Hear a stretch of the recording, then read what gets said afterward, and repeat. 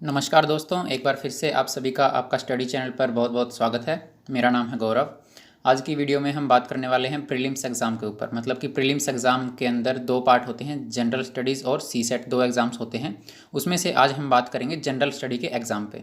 इस वीडियो को देखने के बाद आपको क्या क्या आइडिया हो जाएगा, चलिए हम आज पहले इस बारे में बात करते हैं। इस वीडियो में मैं आपको बताऊँगा कि यूपीएससी का जो प्रीलिम्स का एग्ज़ाम होता है उसके अंदर किस टाइप के क्वेश्चंस किए जाते हैं, मतलब कि आपके सामने किस तरह से क्वेश्चंस पुट किए जाएंगे। इनके साथ साथ मैं आपको इसके एग्जाम्पल के साथ में आपको ये चीज़ समझाऊंगा। दूसरी बात, आपको इस वीडियो के बाद आपको पता चलेगा कि प्रीलिम्स एग्ज़ाम का पैटर्न किस तरह का होता है। दूसरा, आपको इस वीडियो को देख लेने के बाद पता चलेगा कि यूपीएससी एग्ज़ाम के अंदर और अदर स्टेट या सेंट्रल गवर्नमेंट के जो एग्ज़ाम्स होते हैं उनमें क्या डिफरेंस होता है।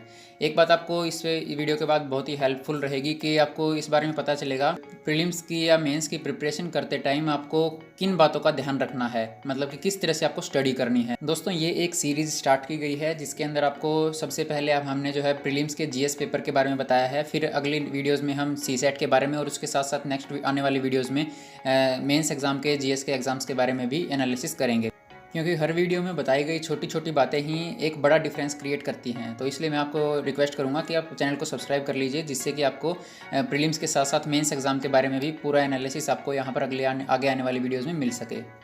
देखिए दोस्तों, हमने जो एनालाइज़ किया है प्रीवियस ईयर्स के क्वेश्चन पेपर्स के हिसाब से, तो उसमें हमने देखा है कि अप्रॉक्सीमेट 6 टाइप के क्वेश्चंस प्रीलिम्स एग्ज़ाम के अंदर पूछे जाते हैं।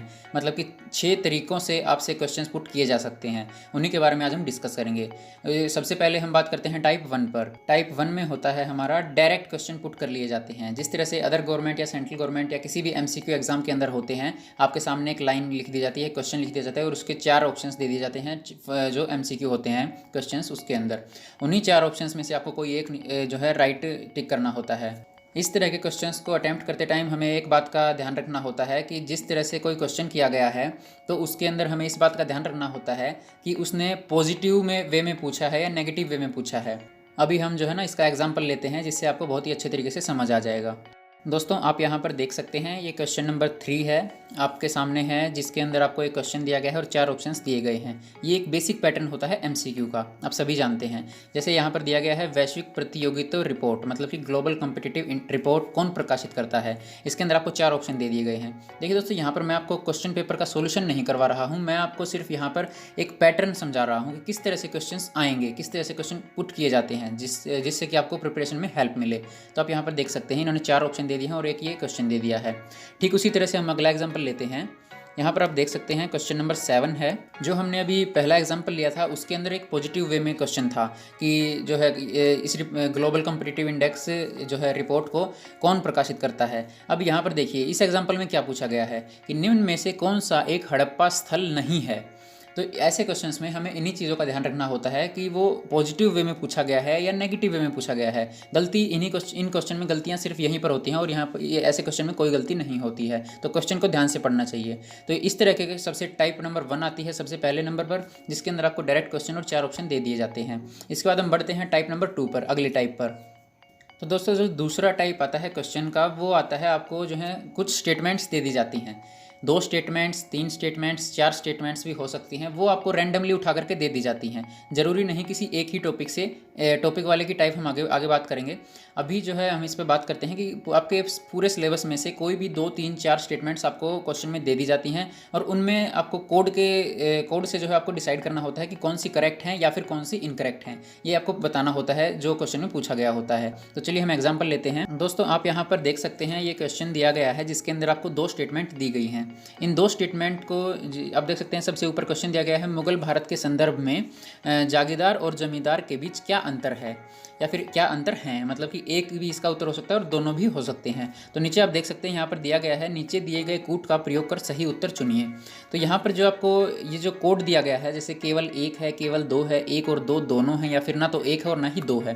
तो इस तरह के क्वेश्चंस आपके सामने पुट किए जाते हैं, जिससे आपको कन्फ्यूजन हो जाती है, आपको कन्फ्यूज़ करने की कोशिश की जाती है। तो इस बात बात का आपको ज़रूर ध्यान रखना है कि आपको प्रिपरेशन करते टाइम इस तरह के क्वेश्चंस को ज़रूर ध्यान से पढ़ना है और एक कंडीशन को बना करके इस तरीके से आपको तैयारी करनी है कि जो ये कोडिंग वाले जो क्वेश्चंस हैं इसमें आप पजल ना हो। इसके बाद हम एक और एग्जाम्पल लेते हैं इस ऐसे ही क्वेश्चन का। ये आपके सामने एक और एग्जाम्पल है, आप देख सकते हैं, भारत में ब्रिटिश औपनिवेशिक शासन के संदर्भ में निम्न कथनों पर विचार करें।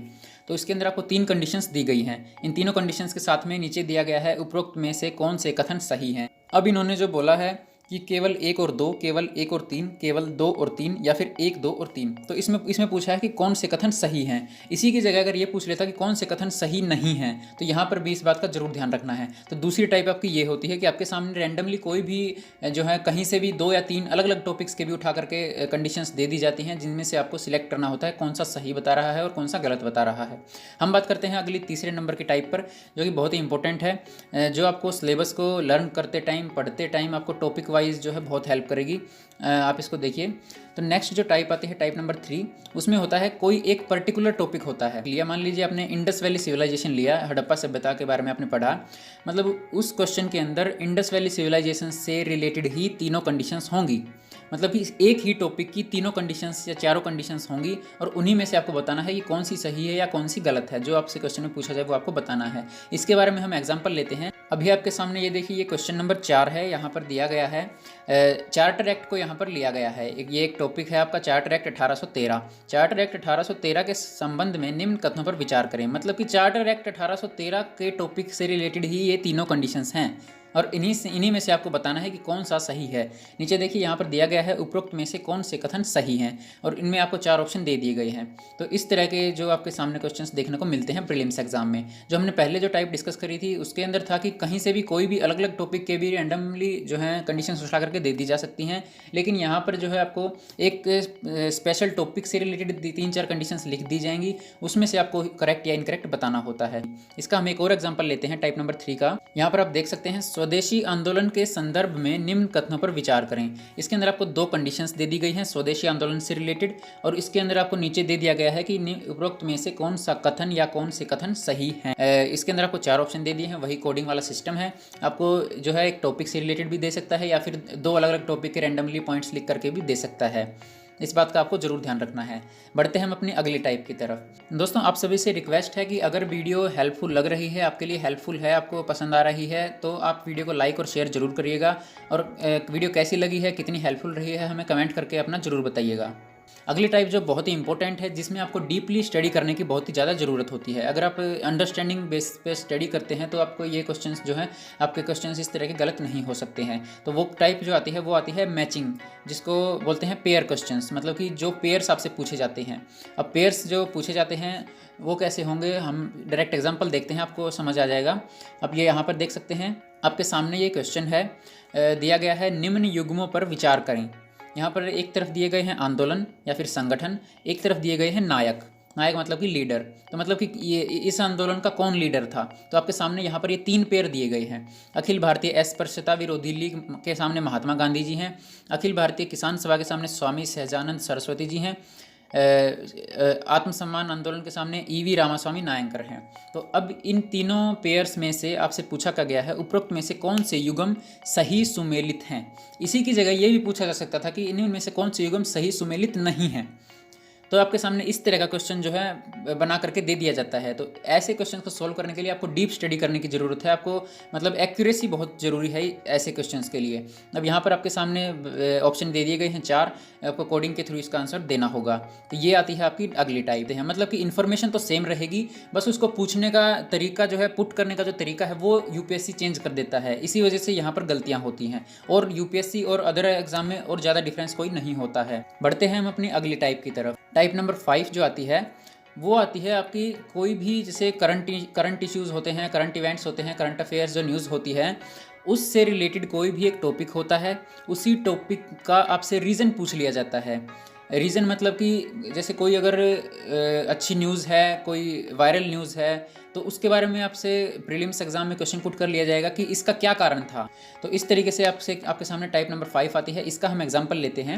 ये देखिए फ्रेंड्स, आपके सामने क्वेश्चन है कि ये क्वेश्चन पूछा गया है, किसी दिए गए वर्ष में भारत में कुछ राज्यों में आधिकारिक गरीबी रेखाएं अन्य राज्यों की तुलना में उच्चतर हैं।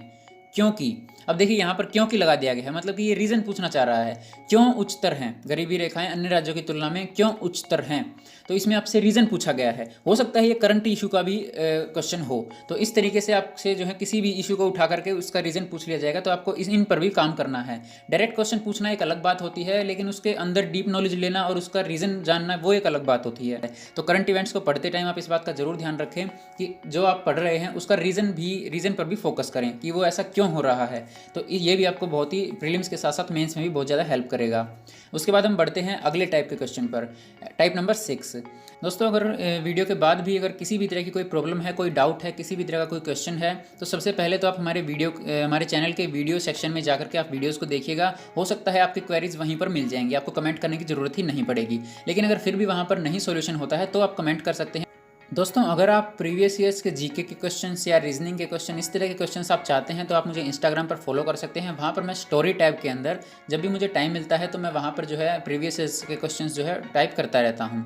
और वहाँ पर आपको 4 ऑप्शन दे दिए जाते हैं, क्वेश्चन पुट कर दिया जाता है जहाँ पर आपको सही आंसर बताना होता है। उसका बेनिफिट ये होता है कि आप अगर गलत उत्तर पर भी टिक करते हैं, गलत आंसर भी बताते हैं, तो भी आपको वो सही आंसर ऑटोमेटिकली बता दिया जाता है। तो अगर आप इस तरह की तैयारी करना चाहते हैं रैंडमली तो आप मुझे इंस्टाग्राम पर फॉलो कर सकते हैं, और इंस्टाग्राम का लिंक आपको वीडियो के डिस्क्रिप्शन में दे दिया गया है। टाइप नंबर 6 के अंदर जो आपके सामने क्वेश्चन आता है वो आता है आपको सीरीज़ में अरेंज करना। आपको कोई भी 4 चीज़ें दे दी जाएंगी, 4, 3, 5 कोई भी चीज़ें आपको दे दी गई और उसको बोल दिया गया कि इनको सीरीज़ में लगाइए, या फिर बढ़ते क्रम में या घटते क्रम में, असेंडिंग या डिसेंडिंग ऑर्डर, या कैसे भी तरह से आपसे क्वेश्चन पूछ सकता है। तो इस तरह के क्वेश्चन आपसे कैसे पूछे जाएंगे इसका हम एग्जांपल लेते हैं। ये देखिए दोस्तों, आपके सामने क्वेश्चन है, निम्नलिखित राज्यों पर विचार करें। यहाँ पर आपको 4 स्टेट दे दिए गए हैं, छत्तीसगढ़, मध्य प्रदेश, महाराष्ट्र और ओडिशा। तो यहाँ पर 4 आपको स्टेट दे दिए गए हैं। इन्होंने पूछा क्या है, उपरोक्त राज्यों के संदर्भ में राज्य के कुल क्षेत्रफल की तुलना में वन आच्छादन की प्रतिशतता के आधार पर निम्नलिखित में से कौन सा सही आरोही अनुक्रम है। आपको अब ये क्वेश्चन बिल्कुल अच्छे तरीके से समझ आ गया है कि आपको 4 चीज़ें दे दी जाएंगी, उनमें से आपको जो है सीरियली पूछ लिया जाएगा कि इनको सीरियली अरेंज करें। इसी तरह से आपको 4 स्टेट भी वैसे भी दिए जा सकते हैं और उनको बोला जा सकता है कि ईस्ट टू वेस्ट अरेंज करें, या फिर टॉप टू बॉटम अरेंज करें, नॉर्थ टू साउथ अरेंज करें, या साउथ टू नॉर्थ अरेंज करें। तो इस तरीके से किसी भी प्रॉपर्टी को लेकर के, किसी भी कंडीशन को लेकर के आपके सामने 4 या 5 चीज़ें रख दी जाएंगी और उनको सीरियली असेंडिंग या डिसेंडिंग ऑर्डर में पूछ लिया जाएगा। ये आती है आपकी टाइप नंबर 6। तो इस तरह से 6 टाइप के जो क्वेश्चन हैं ज़्यादातर प्रीलिम्स एग्जाम में देखने को मिलते हैं। सिलेबस आपका सेम रहता है, स्टडी पैटर्न सेम रहता है, पढ़ाई सेम रहती है, बस जो है पैटर्न जो है वो बदल जाता है यूपीएससी के एग्ज़ाम में और अदर गवर्नमेंट या स्टेट लेवल एग्ज़ाम्स के अंदर। और दोस्तों एक बात का ज़रूर ध्यान रखें कि आगे आने वाले टाइम में हम जो है जल्दी ही सीसेट के एग्ज़ाम का एनालिसिस और साथ ही साथ जीएस के जो मेंस के जीएस 1, 2, 3, 4 इन सब के एग्ज़ाम्स के एनालिसिस भी लाने वाले हैं। तो आप चैनल को सब्सक्राइब करके हमारे साथ जुड़े रहें, जल्दी ही इस तरह की वीडियोज़ आने वाली हैं और आपके लिए बहुत ही ज़्यादा हेल्पफुल रहेंगी। आप सभी का वीडियो में आखिर तक बने रहने के लिए बहुत बहुत धन्यवाद। Thanks for watching, have a nice day.